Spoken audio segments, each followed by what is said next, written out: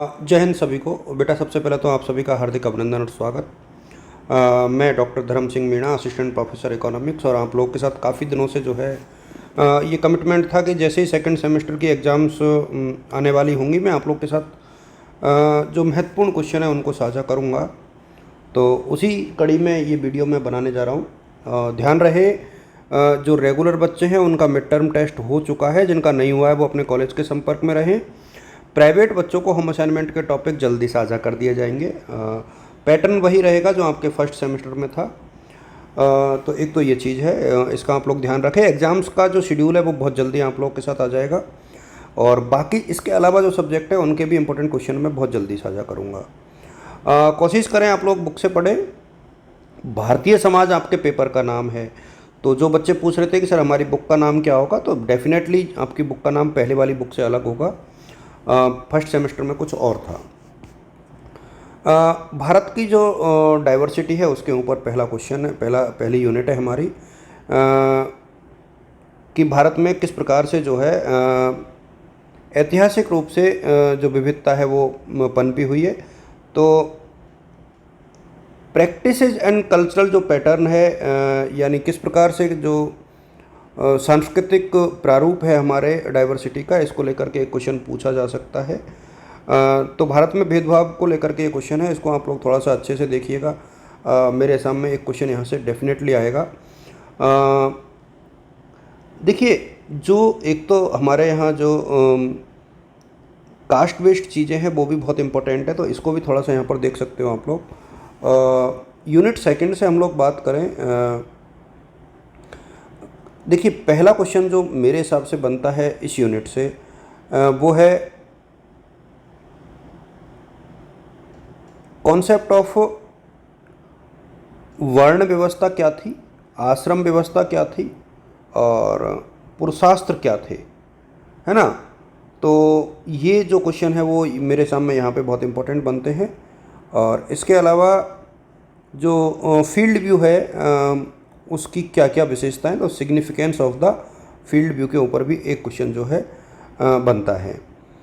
यदि हम लोग यूनिट 3 की बात करें, तो मेरे सामने जो बेसिक इंस्टीट्यूशंस हैं भारतीय समाज के वो कौन कौन से हैं, तो उसमें सबसे जो इम्पोर्टेंट है, एक तो देखिए जाति बहुत इम्पोर्टेंट है। तो जाति के प्रकार, इसके आधार, वो सारे क्वेश्चंस।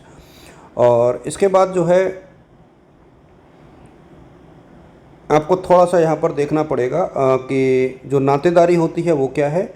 तो मेरे सामने आप लोग इनको थोड़ा अच्छे से देखेंगे, जाति, नातेदारी और परिवार। इनको यदि आप लोग देख लोगे तो एक प्रश्न यहाँ से मिल जाएगा।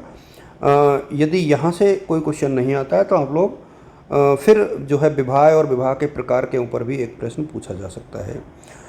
यहाँ पर कास्ट एंड क्लास यानी जाति और वर्ग जो है, उसका अर्थ और उसकी विशेषताओं को पढ़ते हुए चेंजिंग जो डायमेंशंस है, तो मेरे सामने यहाँ से ये क्वेश्चन ज़रूर आएगा कि जो परिवर्तित जो डायमेंशंस है वो क्या हैं और विशेषताएं क्या हैं जाति और वर्गीकरण की, वर्ग और जाति की। तो एक प्रश्न यहाँ से बनने की पूरी संभावना है।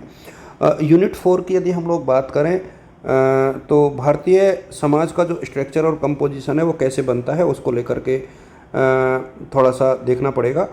एक क्वेश्चन आप यहाँ से ये उठाइए कि हमारी जो जनगणना है, जातिगत विशेषताएं क्या हैं और इससे संबंधित जो मुद्दे हैं वो कौन कौन से हैं, यानी जाति से संबंधित जो मुद्दे हैं वो। इसके अलावा एक क्वेश्चन जो मुझे लगता है वो है वीकर सेक्शन सोसाइटी के हैं, यानी जो समाज के कमज़ोर वर्ग हैं, जिसमें दलित, वुमेन और माइनॉरिटीज आते हैं, इनके ऊपर भी एक प्रश्न आ सकता है। यहाँ से प्रश्न आने की काफ़ी संभावना है, तो इसको थोड़ा सा उसी के अकॉर्डिंग आप लोग रीड करके चलें।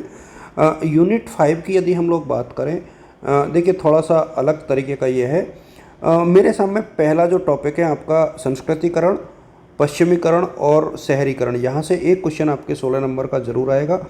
तीनों को पढ़ लो, संस्कृतिकरण को भी पढ़ लो और पश्चिमीकरण को भी पढ़ लो और शहरीकरण को भी पढ़ लो। ये बहुत जल्दी है, जो मतलब बहुत आसान है। इसके बाद जो है आप लोग